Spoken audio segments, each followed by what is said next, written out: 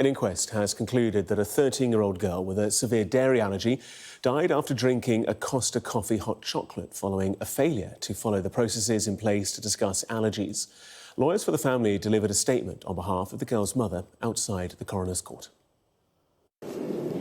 Having heard all the evidence over the last week, it is clear to me that although the food service industry and medical professionals are required to have allergy training, the training is really not taken seriously enough. Better awareness is really needed in these industries and across society of the symptoms of anaphylaxis. Allowing people who serve food and drinks to retake an allergy training test 20 times is not acceptable. Treating allergy training as a tick-box exercise is not acceptable. Being a medical professional and not reacting quickly to even a possible anaphylactic reaction is not acceptable. And the consequence of all of this is my daughter is no longer here. My beautiful Hannah had only 13 years on this earth when she should have had many, many more. Well, a spokesperson for Costa Coffee said the loss of Hannah is a tragedy and our heartfelt thoughts remain with her family and friends. Understanding how this awful situation occurred is in the interest of everyone, our franchise partners, our customers, our team members and the communities of which we are a part. We have listened to everything the coroner has said this week and will carefully consider her comments together with any report she may issue and respond appropriately. Well, our correspondent Amelia Harper has been at the inquest in East London.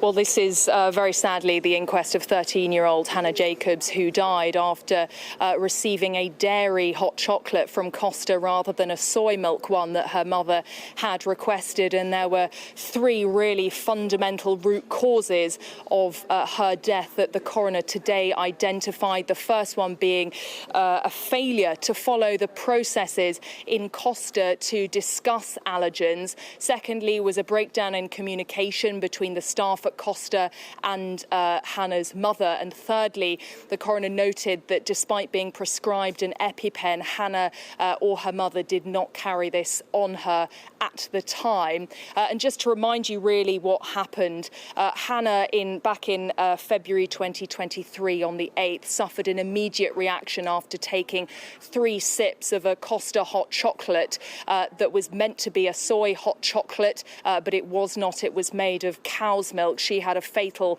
allergic reaction and died just hours later.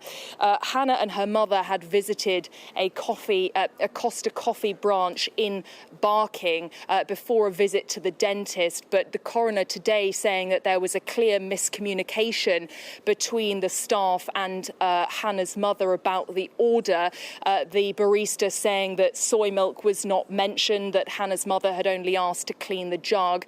Hannah's mother, though, said that she had clearly communicated about her severe dairy allergies.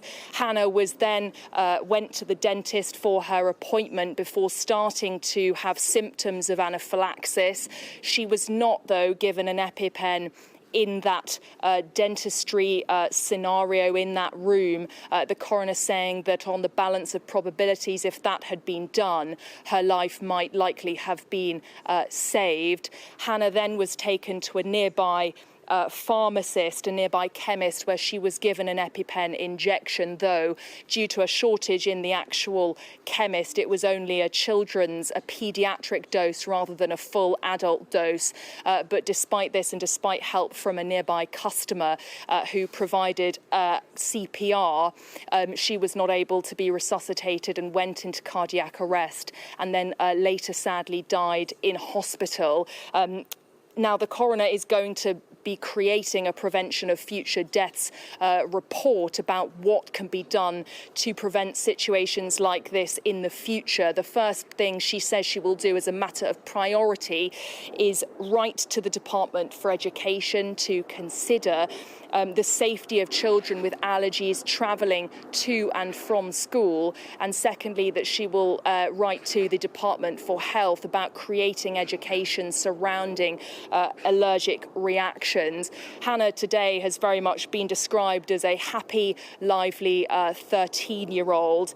Hannah and her mother, we heard in that statement from the family's lawyer saying that they managed her allergies well, but of course this tragic situation still happened.